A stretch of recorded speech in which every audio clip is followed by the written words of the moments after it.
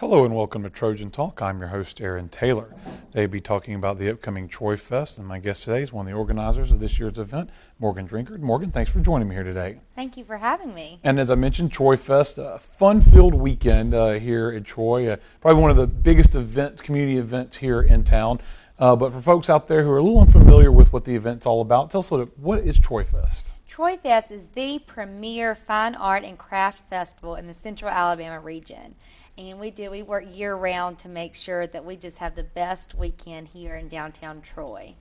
And so tell a little about, I know you say arts and crafts, and I know that's the main purpose of this, but there's just also a good opportunity for community involvement and people just to get together and have some fun, right? It really is, and there's really something for everyone in any age category looking for anything.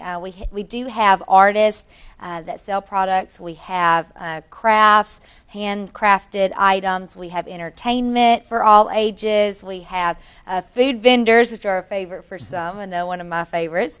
And we really have something for everyone to enjoy during the weekend. Now, this is an arts festival, as you mentioned, and you mentioned the artists that are going to be there and be a part of it. Talk a little bit about, what brings these artists and what kind of variety can you expect out of the festival here?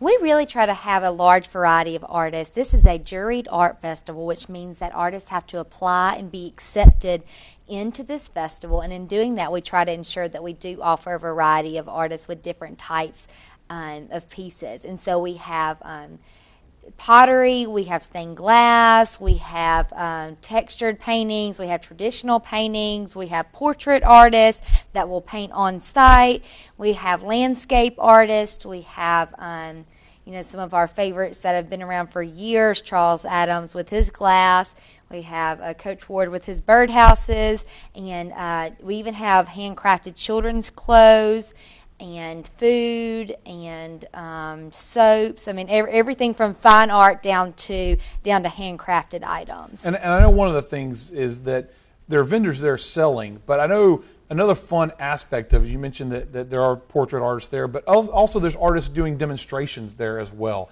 I know I've seen people doing pottery demonstrations and things of that sort. So obviously an opportunity for folks to be able to see art actually being made there. Right. We really enjoy our demonstrating artists. Last year we had a welder, and he did iron sculptures, and he would actually weld right there in front of you to see how the metal bends when it's heated. And especially, for adults and children, that's exciting to see, but especially trying to teach someone how, a ball of clay winds up as a bowl or winds up as a plate, and watching it spin, and the way the potters wet their hands. And demonstrating artists are a great part of the festival. And of course, there's actual entertainment as well, and I know that's another part of the arts there, but you mentioned entertainment, and every year I know there's a local artist, and then occasionally you bring in people from out of town to perform. Talking about the entertainment aspect this year. Yes, as well as demonstrating artists, we have performing artists, and so performing artists are a great portion of the festival as well. And this year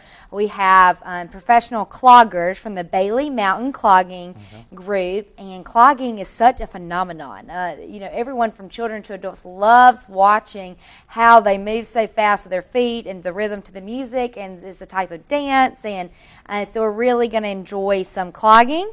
And then we have performing artists. We have the jazz ensemble from the university along with Mr. Ray Smith, and then we have local bands and school bands, and on Sunday we'll have groups from some of the churches, some of the choirs that will sing different songs, and we'll just enjoy 2 full days of entertainment. A good fun atmosphere out there. And of course, we've neglected to mention its location. Obviously, it takes place on the square in downtown Troy, and that obviously brings another aspect to this, that everyone's in this one big area, but you close down the square, and it just seems like a fun, almost fair-like atmosphere down there. Right. Some people may remember the Jean Lake Festival, which was held at the Pioneer Museum, and 10 years ago, in fact, this is the 10th anniversary for the Troy Fest Festival.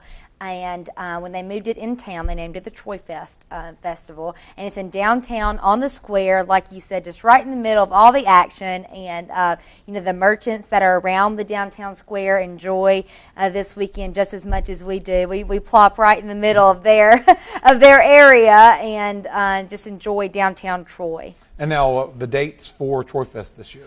Troy Fest is always held, rain or shine, the last weekend in April. So those dates this year fall April 28th and April 29th, a Saturday and a Sunday. Okay, an opportunity to get out there and have some fun. And, of course, admission, it's free, right? Yes, admission is free. We have some great, wonderful sponsors here in town that allow us to provide this free to the public. Well, good luck with this year's festival. As always, sounds like it's going to be a fun weekend. Yes, thank you.